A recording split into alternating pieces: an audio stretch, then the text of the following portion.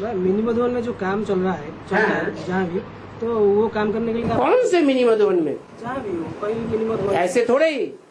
Mini Madhuban सिर्फ 12 साल के लिए लिया जाता है। कोई ब्रह्मा कुमारियों की तरह किसी की प्रॉपर्टी लेने का सवाल नहीं है। यहाँ तो ईश्वरीय सेवा करने के लिए 3 पैर पृथ्वी चाहिए थोड़े समय के लिए, तो जिंदगी भर के लिए तो प्रॉपर्टी नहीं ले ली।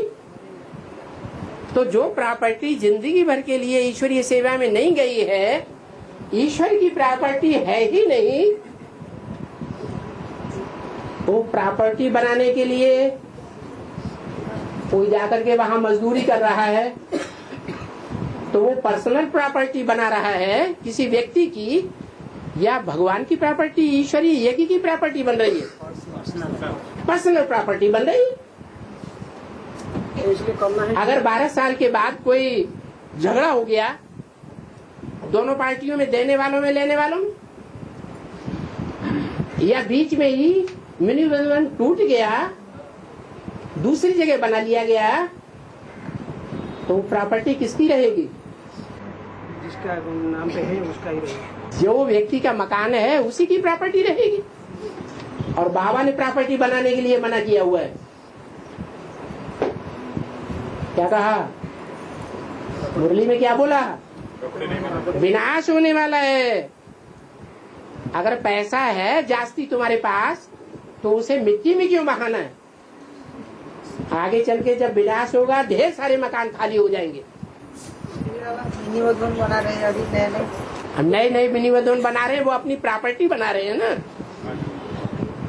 उस प्रॉपर्टी में अगर आप अपनी तन की सेवा लगा रहे हैं, 1 लाख 2 लाख 4 लाख अपने धन की सेवा लगा रहे हैं, तो वो सेवा उनकी पर्सनल प्रॉपर्टी बन रही है या ईश्वरीय यज्ञ की प्रॉपर्टी बन रही है? फिर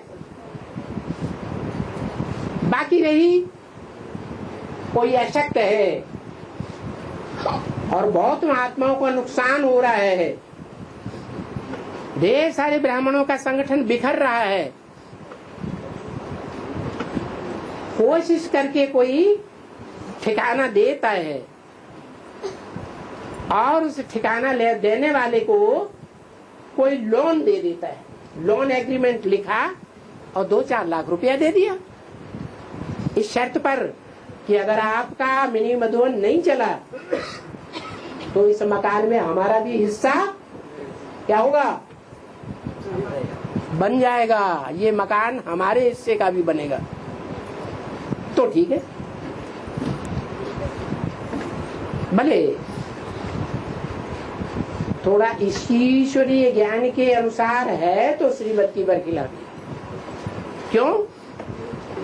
क्योंकि लोन लेने और देने के लिए भी बाबा ने मना कर दिया, लेकिन कल्याण की भावना है, लोगों के ऊपर दया भाव है, तो अगर वो दया भाव चालू रहता है, कल्याण की भावना चालू रहती है, तो जब तक चालू रहती है तब तक तो अच्छा ही है।